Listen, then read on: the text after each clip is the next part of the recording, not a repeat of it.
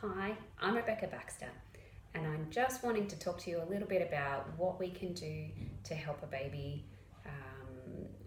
when they're fairly newborn still. A lot of people think, oh, why would you bring your baby in?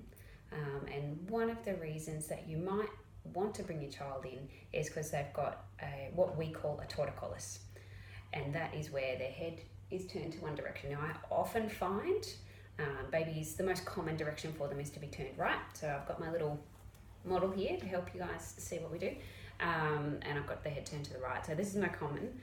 I do tend to find one of the problems that mums will have when they've got a baby with this presentation will be that they're having trouble with feeding from one side. So normally left hand side goes fine because we've got this baby who kind of lying on their back but their head's turned to the breast, and so it's pretty easy for them. Whereas we bring them across to the other side and it's quite awkward to get that head in the right position without sort of turning the baby so that their body is almost facing down towards your lap.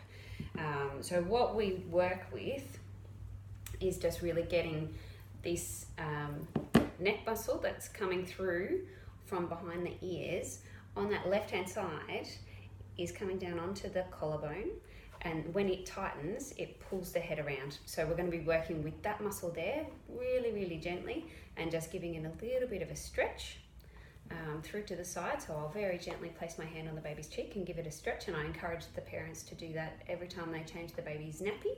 I'll get them to give their baby a stretch. Their baby may only get to the middle, or we might just start to be getting across to the side.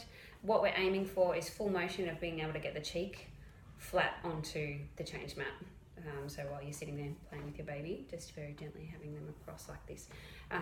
Obviously we're not going to be doing that if they're too upset. You want to make sure that you're just taking them to the point where they're coping with what you're doing.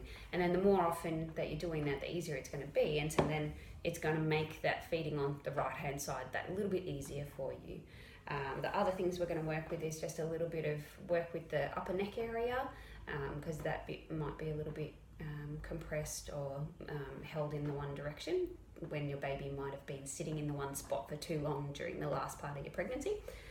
And we'll also work with the ribs and upper ribs and the shoulder, so the collarbone and shoulder blade area, because a lot of the muscles that come through on the neck all come and attach down onto that collarbone and shoulder blade area. So we want to work with those things.